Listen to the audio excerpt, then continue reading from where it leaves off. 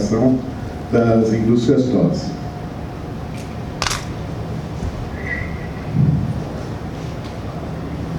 Bom, primeiro contar um pouquinho para vocês a história das indústrias TOSI. Na verdade, a TOSI nasceu em 1954 com o nome Coldex, foi fundada pelo seu José Daniel TOSI junto com o seu cunhado Mário Lanteri.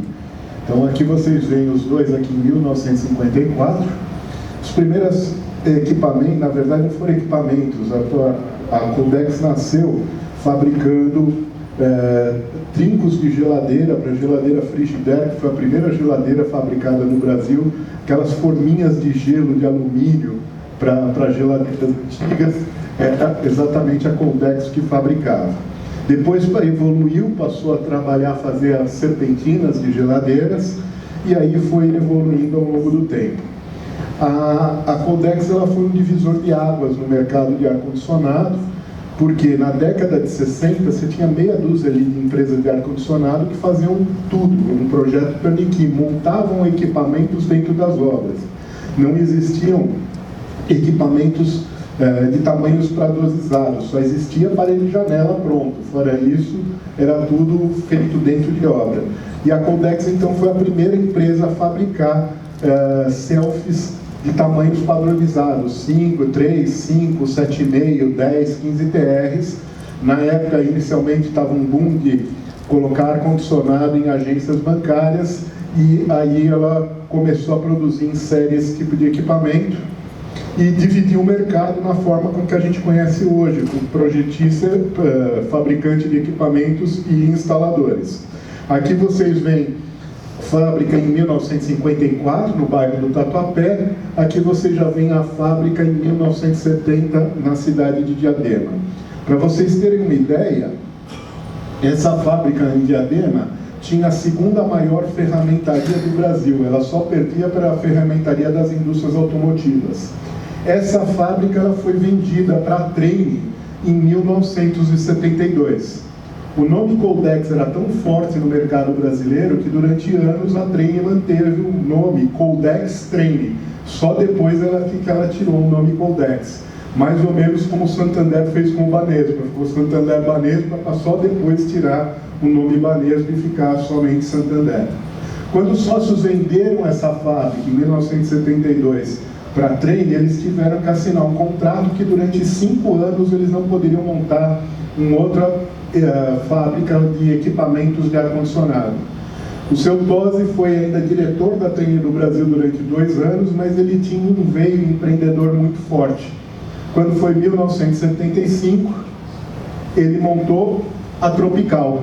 A Tropical foi a primeira empresa de difusão de ar no Brasil, a fazer difusores e grelhas de forma seriada.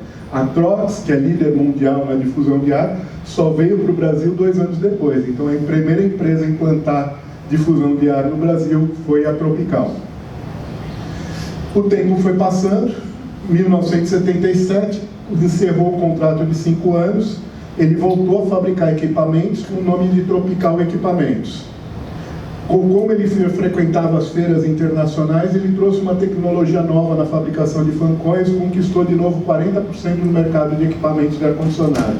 Resultado, em 1996, ele vendeu a empresa para a Carrier e vendeu com a empresa a Tropical Equipamentos. A Tropical Difusão de Ar ele continuou, mas a Tropical Equipamentos ele vendeu para a Carrier. A Carrier escolada com a Trane, que depois de 5 anos ele voltou a fabricar equipamentos e conquistou o mercado, pediu 10 anos de contrato, sem que ele pudesse montar uma outra fábrica de equipamentos. Daí, passado aqueles 10 anos, 2006, voltou a fabricar equipamentos e nós estamos de novo então no mercado. Aqui uma coisa que eu queria chamar a atenção é, se vocês entrarem no site das indústrias TOSI, vocês vão encontrar aqui no cantinho EAD.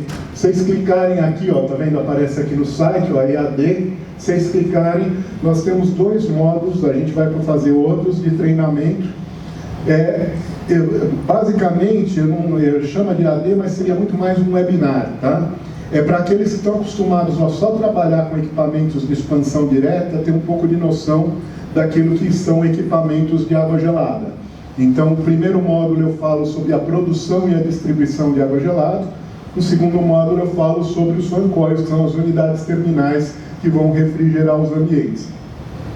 Cada módulo tem a duração de 1h05, 1h10. No final tem umas 4 ou 5 questões, você faz e consegue emitir um certificado ali que fez esse módulo EAD.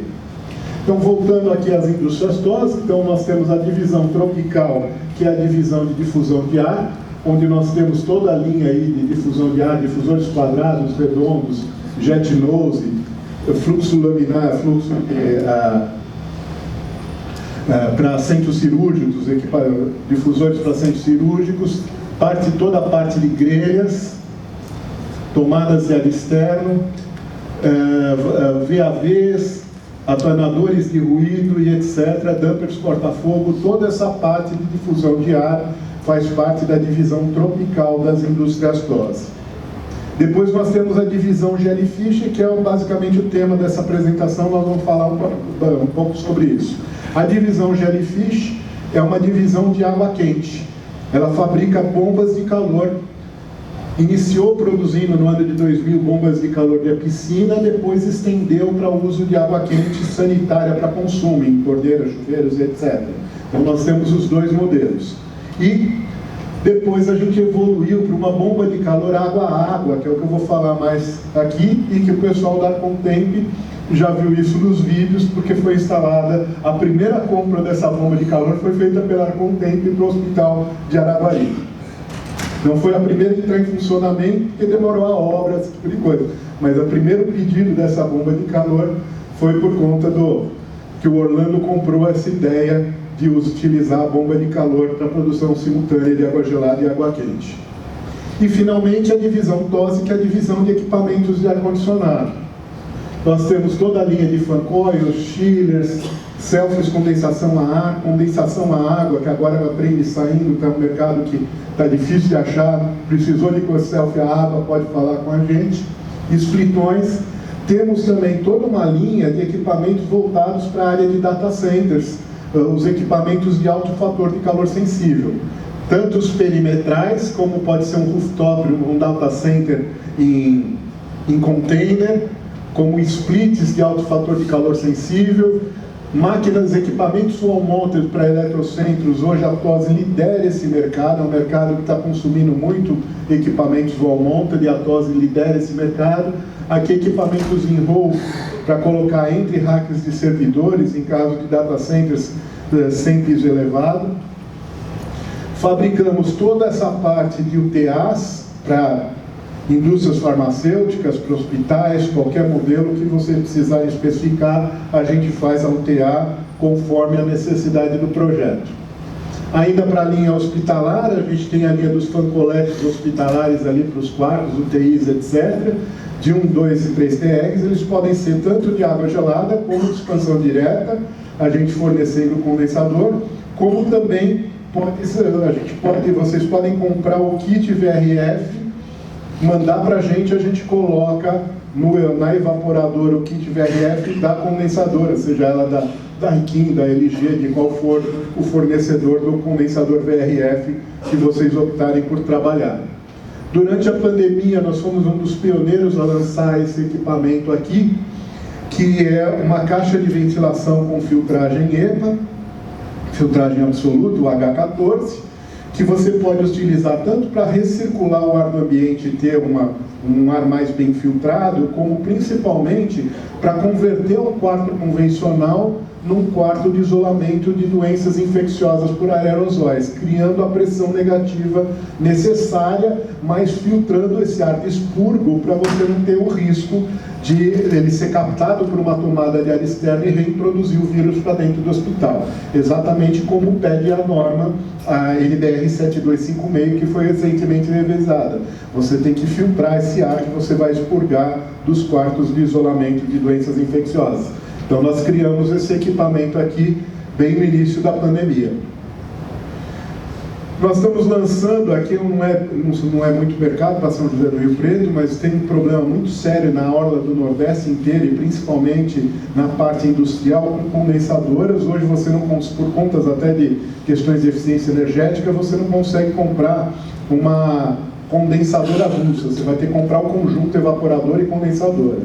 E o pessoal do Nordeste está desesperado, o pessoal de hotéis, tudo, porque a condensadora na orla marítima dura com 2 anos, a evaporadora está boa, eles estão tendo que comprar, daí para não ter o trabalho de tirar a evaporadora nova fica numa caixa, eles não têm o que fazer com a evaporadora nova.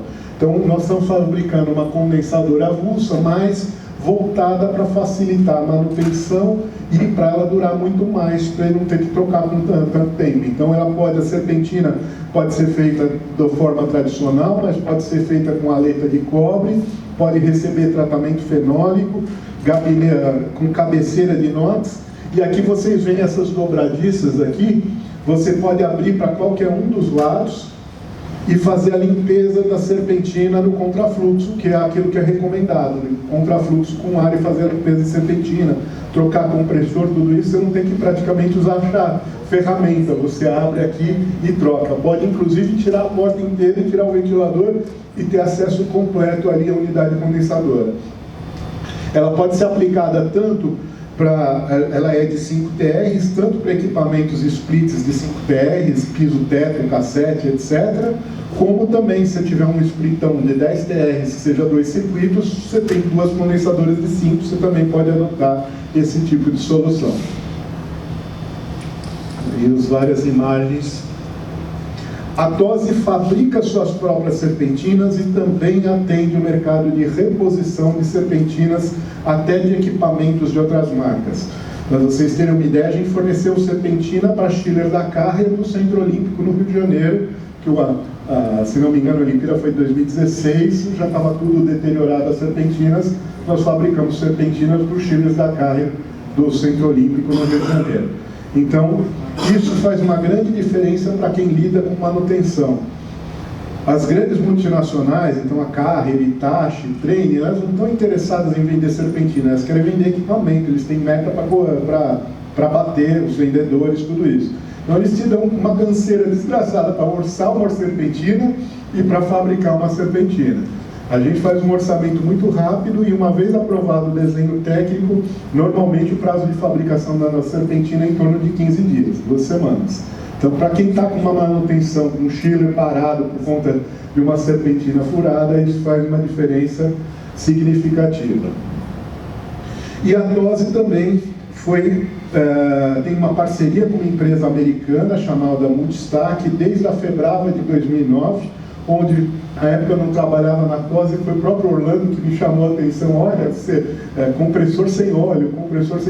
Quem trouxe essa tecnologia para o Brasil foi a TOSI em parceria com a Multistack. Este compressor turbocore, que é um compressor centrífugo com mancais magnéticos, que não utiliza óleo, porque ele usa o princípio da levitação magnética dos trens de alta velocidade. Então a TOSI também fabrica chillers de condensação a água e condensação a ar, com essa tecnologia, que trazem a eficiência do compressor centrífugo, que é o sistema mais eficiente, para a faixa de aplicação do compressor screw e do compressor parafuso. Só que é um processo muito caro, isso só vai se aplicar em operações 24 horas, é hotel, hospital, call center, data center que opere 24 horas, é que o retorno sobre investimento vai valer a pena pela economia de energia proporcionada por equipamentos com essa tecnologia. E finalmente vamos aqui ao que é o tema da nossa palestra. O tema da palestra qual que é? É como o tratamento de ar externo pode contribuir com a produção de água quente em hotéis ou hospitais. Aqui ficava muito longo o título e não pus hospitais, mas é hotéis e hospitais, que é bem a área mais forte aí da área contente. Então, vamos falar um pouquinho de temperatura, de umidade, de definição de ar-condicionado. Se a gente pegar a definição de ar-condicionado do Willis Carrier, o que ele dizia? Ó, que o ar-condicionado é o controle da umidade do ar, tanto aumentando ou reduzindo seu conteúdo, somado ao controle de umidade está o controle de temperatura, a purificação do ar, a movimentação e ventilação. Ou seja, o ar-condicionado foi inventado para controlar a umidade, mas hoje a gente quase que só controla a temperatura. Nós precisamos ter um pouco mais de controle da parte de umidade. Por quê? Porque o ideal dos ambientes é estar sempre com umidade relativa entre 40% e 60%. É a faixa mas que você tem um menor índice de propagação, de crescimento de fungos e bactérias. Então, tanto umidades abaixo de 40% são prejudiciais, como também acima de 60% são condições que aumentam o crescimento de fungos e bactérias. Então, o ideal é manter. E o ar-condicionado convencional normalmente não está tratando umidade, e quando trata, às vezes trata de forma errada. É isso que nós vamos estar comentando. O que se espera então num sistema bom de ar-condicionado? É bom controle da temperatura de bulbo seco, da umidade relativa, qualidade do ar, confiabilidade, pouca manutenção e eficiência energética. É isso que se espera de um bom sistema de ar-condicionado. Então, falando umidade, precisa entender alguns conceitos, existem muita dúvida. A gente vem falar umidade relativa, temperatura de bulbo úmido, umidade absoluta. Vamos entender um pouco o que é cada um desses conceitos. Então, o primeiro conceito a ser entendido é o da umidade absoluta. O que é a umidade absoluta?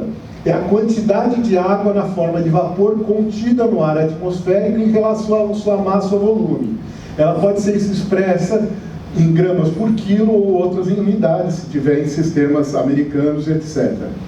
Só que a capacidade do ar reter umidade é função da temperatura e da pressão. Então, daí que vem o conceito da umidade relativa, que é a capacidade do ar reter água na forma de vapor em função da sua pressão e temperatura. Quanto mais alta a temperatura, maior a capacidade do ar reter água na forma de vapor. Como exemplo, se ao nível do mar, se eu tiver um mar a 22 graus, você entra na carta psicométrica, você vai ver que o máximo que ele consegue reter de vapor de água é 16,74 gramas por quilo de ar. Esse é o chamado ponto de saturação. Logo, se esse ar ao nível do mar, com a temperatura de 22 graus, estiver com 8,37 gramas por vapor, você vai dividir aqueles 8,37 por 16,74, dá 50%. Então, a umidade relativa é 50%. O que que com esse ar quando eu aqueço esse ar? Ora, quando eu aqueço esse ar, essa capacidade de reter aumenta. Ela não é mais 16, vai ser 20, 22, 23, dependendo da temperatura que eu aquecer. Se eu aumento aqui essa capacidade, eu estou aumentando o meu denominador aqui. O que que acontece com a umidade relativa? Ela cai. É por isso que, quando você pega as cidades aqui, como São José do Rio Preto, de manhã tem uma temperatura mais baixa, com uma umidade relativa mais alta, conforme vai aquecendo, a temperatura subindo, a umidade relativa cai. Por quê? Porque aumentou a capacidade do ar reter água na forma de vapor, mas a quantidade de vapor não mudou. Então aumentou o denominador, a umidade relativa caiu. Então, a forma contrária é você diminuir a temperatura. Conforme você diminui a temperatura, o que vai acontecer? Esse denominador vai diminuir, a umidade relativa sobe. Só que chega um ponto onde o ar não consegue mais reter água na forma de vapor. Ele vai reter água, a água que em forma de vapor vai condensar e virar líquida. É o que acontece no equipamento de ar-condicionado, por isso que você tem o dreno. Porque a serpentina estando fria, aquele ar que está com vapor de água vai encontrar a superfície fria, vai condensar o vapor de água, transformar em água líquida e ela vai embora pelo dreno. É isso que acontece. Esse ponto é o ponto de orvalho. É a temperatura na qual o ar se encontra no seu ponto de saturação máxima, que é a maior quantidade de vapor de água por quilo de ar seco. Trata-se, portanto, da temperatura na qual um determinado ar atinge a umidade relativa de 100%, e abaixo dessa temperatura, a massa de água nele contida, na forma de vapor, se condensa, se transformando em água no estado líquido. As temperaturas de ponto de orvalho, bulbo úmido e bulbo seco são iguais, e a umidade relativa é 100% quando você está na temperatura de ponto de orvalho. Porque ponto de orvalho é aquela coisa, esfriou à noite e você vê ali na grama, ou vê num para-brisa de um carro, tudo cheio de água, porque a temperatura atingiu o ponto de orvalho, o ar condensou ali o vapor de água. É como você pega um copo de água gelada, começa a formar água ali ao redor do copo do lado de fora, não é a água de dentro que ligou para fora, é o vapor de água do ar que está fora que condensou em contato com o vidro ali do copo com água gelada. E daí eu sempre brinco nas minhas apresentações. Você tem um carro que não é um carro com um termômetro digital, mas o ar-condicionado você tem ventilação, ar-condicionado e ar quente. Está chovendo, embaçou o vidro. O que você liga para desembaçar o vidro? Ar-condicionado. Vamos lá, vamos fazer uma enquete. Quem acha que é ar-condicionado? O ar quente. Quem acha que é ar quente? Você vai ligar os dois. Porque o princípio qual que é? Quando você liga o ar-condicionado, ele vai passar na serpentina fria, você vai condensar o vapor de água. No que você condensa o vapor de água, esse vapor vai embora pelo dreno. Você retirou a umidade absoluta. Você condensou o vapor de água, caiu a umidade absoluta. Quando você reaquece esse ar, o que acontece? Você aumentou a capacidade dele reter vapor de água. Você baixou a umidade relativa, porque agora ele pode reter mais vapor de água. Então a melhor forma de desembaçar o vidro do carro é ligar o ar-condicionado e o ar quente juntos. Você vai usar os dois jeitos. E é esse o princípio de qualquer sistema de desumidificação. Você tem que primeiro resfriar para condensar o vapor de água e depois reaquecer para aumentar a capacidade desse ar reter a água na forma de vapor. Esse é o princípio de desumidificação. E agora eu faço uma homenagem aqui ao professor Oswaldo Bueno, que é da Brava, né? Ele é o instrutor do curso Máquina da Brava, porque parte dos próximos slides é de uma apresentação que ele fez num fórum de eficiência energética em 2010 já. O sistema de ar-condicionado tradicional, como é que funciona? Eu tenho aqui o meu ambiente, eu tenho aqui o meu equipamento, eu tenho uma parte do ar de retorno volta para o equipamento, eu misturo com ar externo de renovação, resfrio, passo pelo ventilador, injeto e o termostato está controlando aqui a capacidade de resfriamento para manter a temperatura ambiente. O que acontece com esse sistema? Quando você pensa a plena carga, esse sistema funciona muito bem.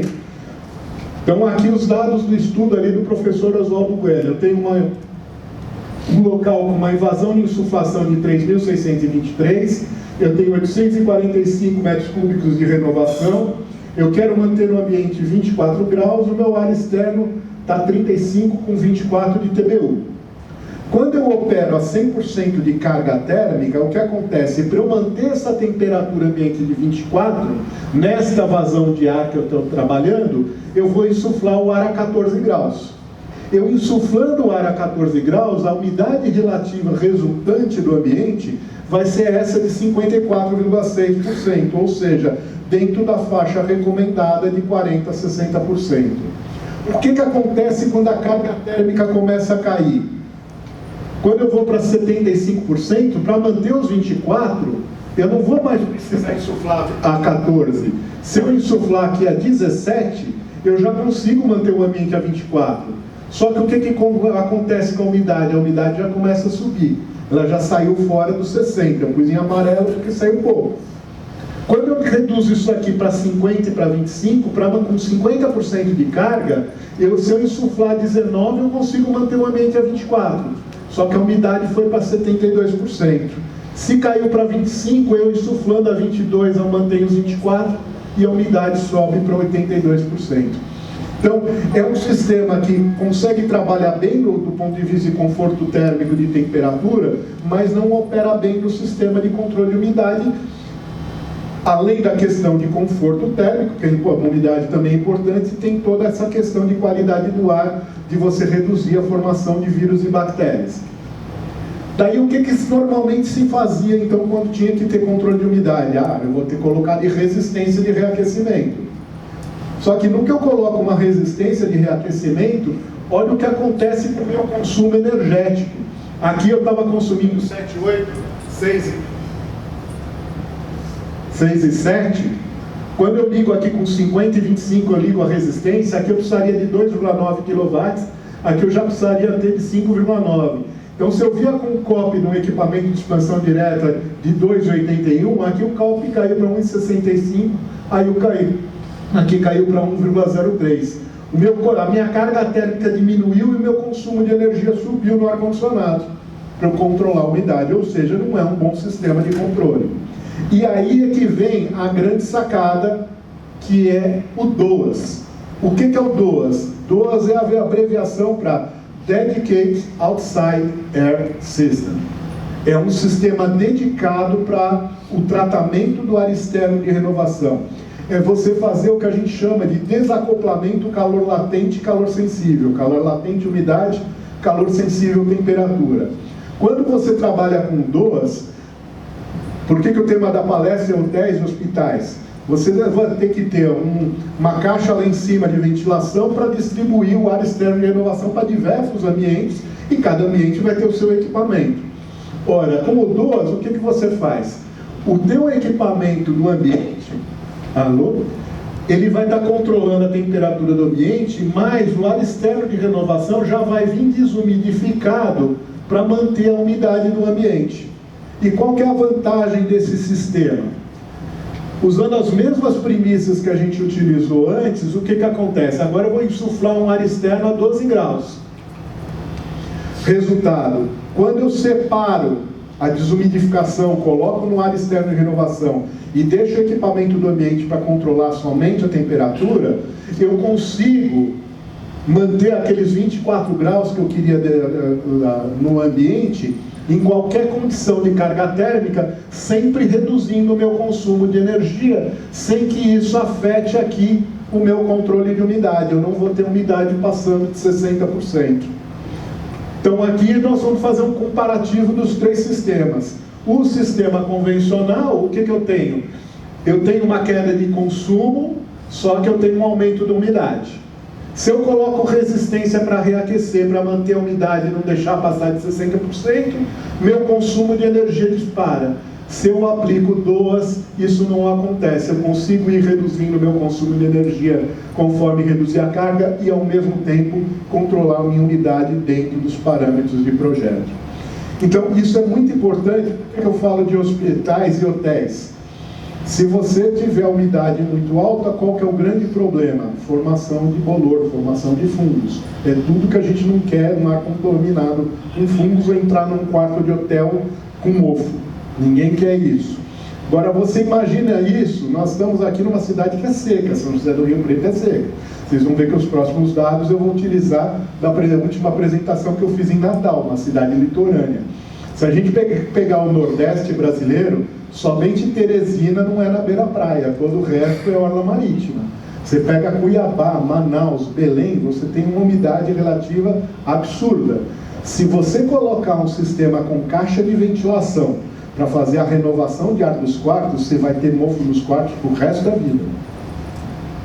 A forma de controlar a umidade, não ter mofo em quarto de hotel e hospital, em lugares de alta umidade, qual que é? É tratar a fonte principal de umidade, que é o ar externo de renovação, que está pegando toda aquela maresia do mar, ou toda aquela umidade do rio Amazonas em Manaus. Tá certo? Então, aqui vocês vão ver, em Natal, que foi a minha última apresentação, quando você projeta para cálculo de carga térmica, você vai pegar ali abaixo em fundamentos para ver as condições da cidade que você vai estar projetando.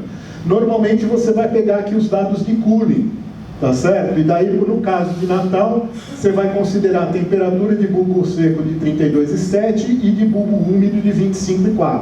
E você vai fazer os seus cálculos baseados nessa informação, que é o 0,4%. O que é o 0,4%? São as condições que não são ultrapassadas mais do que 0,4% das horas por ano. Então você tem aqui, quando você vê aqui no ASHA e fundamento 0,4%, 1%, 2%, quanto por cento ela pode ser ultrapassada ao longo do ano. A gente sempre quer o menos possível para fazer um projeto que mais conservador. Mas se você vai dimensionar um DOAS, em vez de utilizar esse dado, o ideal é você pegar esse dado aqui do ASHA e fundamentos de desumidificação, que é o ponto de maior umidade, não o ponto de maior temperatura. Nesse caso, ó, a minha temperatura de bulbo seco é 28,4 e não 32,7. Em compensação, eu estou com um ponto de orvalho de 26 graus, eu estou com uma umidade quase a 100%. E esse é o dado que você deve utilizar para dimensionar o seu DOAS, o de pico de umidade, não o de pico aqui que você usa para cooling.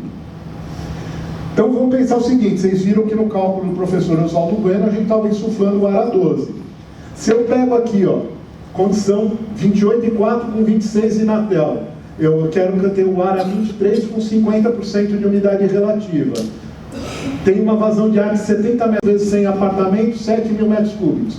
Isso aqui está me dando uma carga térmica de 23,6 TRs. Só que essa carga térmica é real? Pergunto para vocês. Essa carga térmica ainda não é real, porque nenhum equipamento de ar-condicionado vai conseguir baixar aqui para 23,50. Conforme ele vai baixando, o que vai acontecer? A umidade relativa vai subindo. Para eu atingir o que eu quero, que é os 12 graus de ponto de orvalho, que o 23,50 é os 12 graus de ponto de orvalho, eu vou ter que esfriar para 12 e depois reaquecer para 23. A máquina de ar-condicionado não vai baixar para 23 e ao mesmo tempo baixar a umidade para 50. Então o certo não é esse cálculo, é um cálculo furado. Na verdade o cálculo é esse.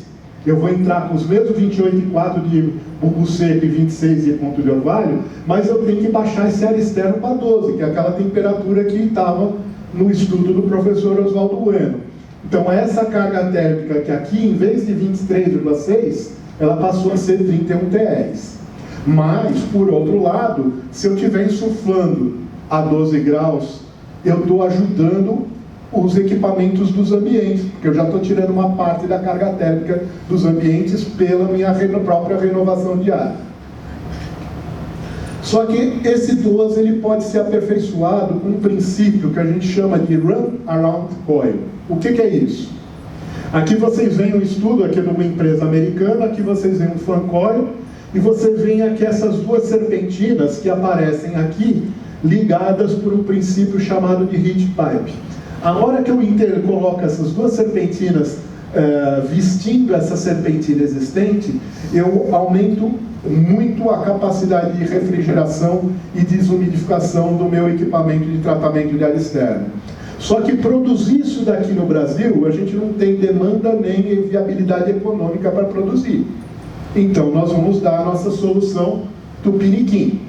Aqui de novo, o que isso faz em termos de carga psicométrica? Ó, a primeira serpentina, ela absorveu esse calor. A serpentina que já existia, ela vai fazer o princípio de resfriamento e desumidificação. O calor absorvido pela essa primeira serpentina, ela vai via heat pipe para essa última e faz o reaquecimento, que é o princípio de desumidificação. Resfriar para condensar o vapor de água e reaquecer para combater a umidade relativa. Só que como é que a gente consegue tropicalizar isso?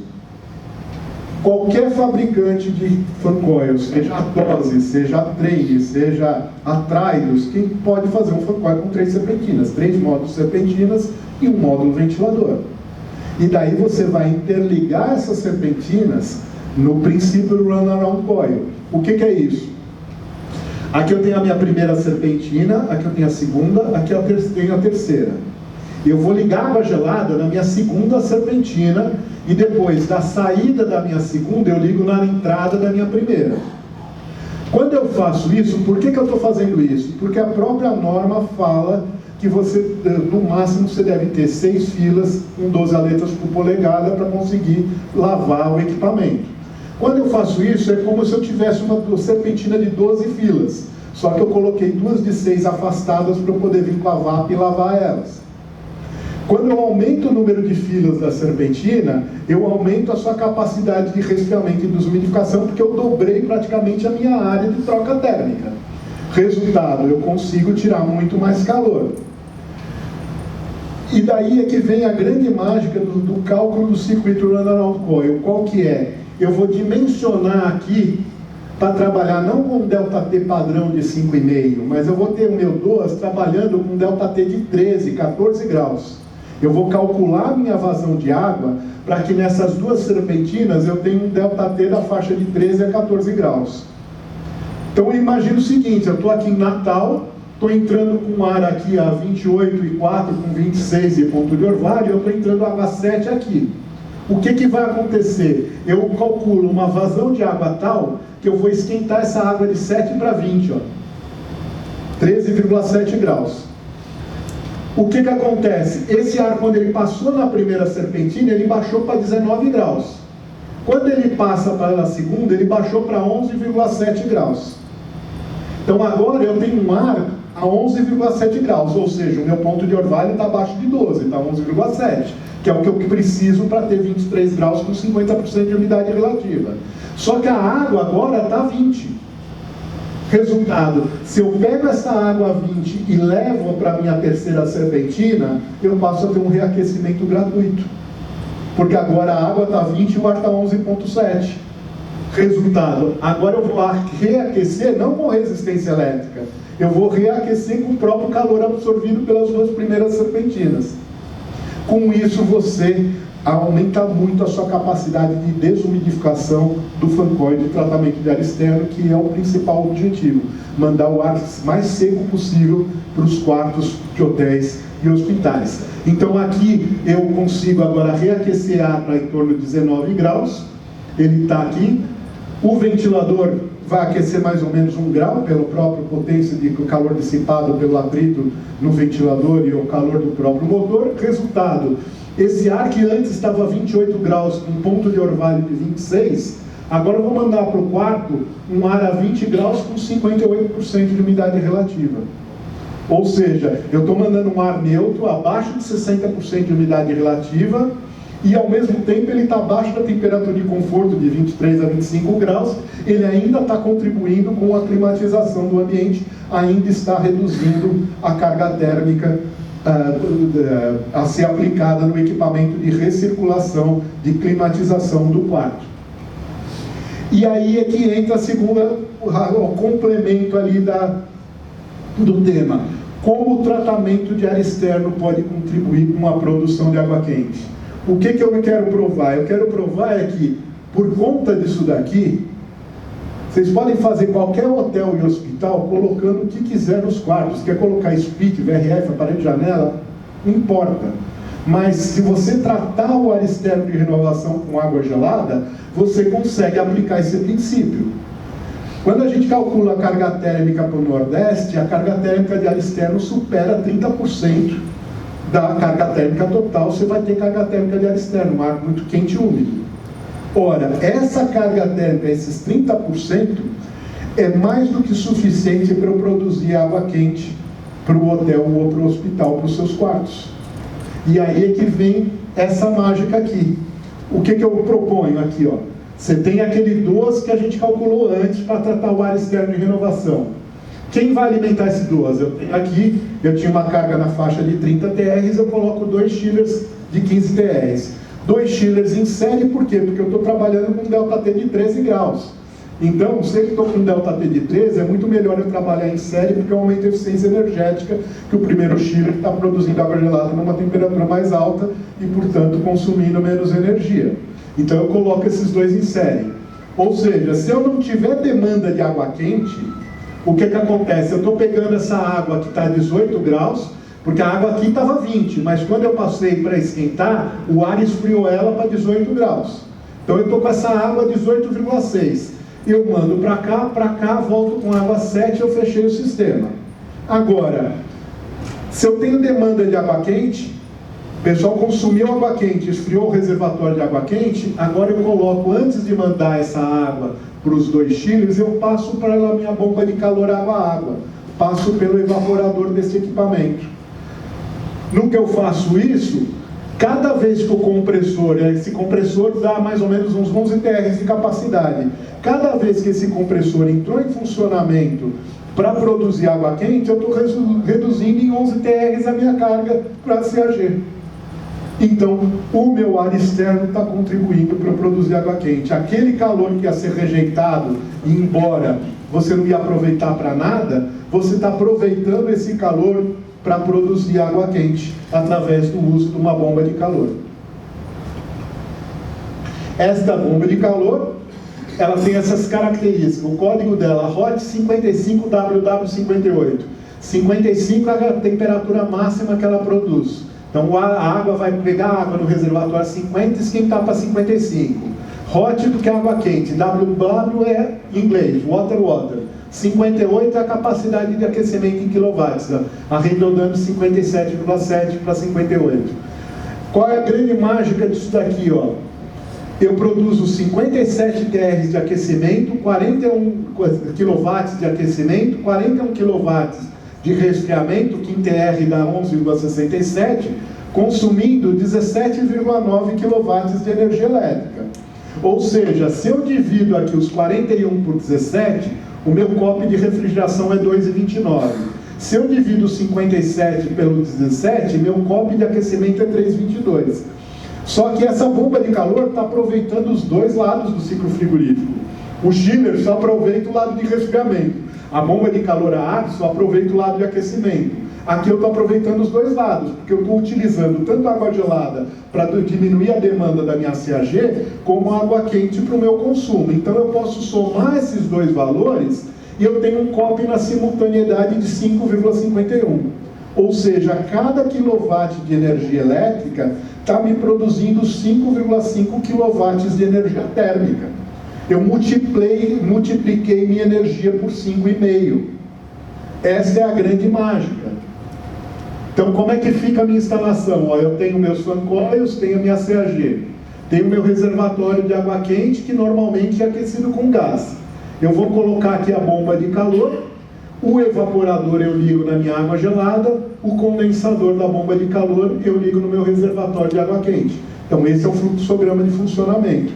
E eu deixo isso daqui como backup. Você passa a ter um carro flat, um carro híbrido. Você tanto pode esquentar água com a bomba de calor, que vai te economizar muito em termos de custos operacionais, como em caso de falha aqui da bomba de calor, ou manutenção, ou qualquer outro problema, você tem ainda o gás para garantir o seu aquecimento de água. Então aqui, num cálculo aqui de padeira, o que a gente tem aqui, ó? Energia elétrica, 60 centavos, gás natural, 4,32, GLP a R$7 o quilo. Cada um tem o seu poder calorífico. Levando tudo para a mesma base, esse seria o custo do quilowatt-hora de produção de água quente. Quem olha isso aqui vai dizer, o gás está mais barato. Só que aí eu não levei em conta a forma de produção da água quente. Se eu uso chuveiro elétrico, ou o aquecimento de uma resistência num boiler, 1 kW de energia elétrica me dá 1 kW de calor. Então, meu COP de aquecimento é o mesmo, o meu quilowatt de aquecimento é os mesmos 60 centavos da minha energia elétrica. Quando eu uso uma bomba de calor a ar, o COP de aquecimento dela é da ordem de 3,14, para a região aqui do sudeste. Ela vai variar, se eu for para o nordeste ele sobe porque eu tenho mais dias do ano quente. Se eu for para o sul ele pode cair um pouco. Vamos pensar aqui 3,14. Então, o meu custo de aquecimento é dividir os 60 centavos por 3,14, eu estou com 19 centavos o custo do meu quilowatt-hora para a produção de água quente. Quando eu vou para essa bomba de calor, eu vou fazer a mesma conta. O COP de aquecimento era 3,22. Eu divido os 60 centavos por 3,22. Mas eu não paro aí. Eu tenho que calcular quanto eu vou economizar no chiller, porque eu produzindo água gelada eu diminuo o consumo elétrico do chiller. Isso vai depender da eficiência do chiller existente. Se o COP de resfriamento do meu chiller for 4,40, quando eu faço essa conta, eu chego num custo do quilowatt de 9 centavos. Já do lado do gás, o que acontece? Aqui não leva em conta a eficiência do queimador. Quando eu coloco que um queimador eficiente é 86%, aquela etiqueta do Inmetro que vocês veem nos aquecedores a gás, aqui sobe de 0,39 para 0,45 e de 0,52 para 0,60. Resultado disso, toda vez que eu substituo um sistema de aquecimento a gás por um sistema por bomba de calor, se for uma bomba de calor a ar, a minha expectativa é gastar para aquecer em torno de 30% a 40% do que eu gastava antes no gás.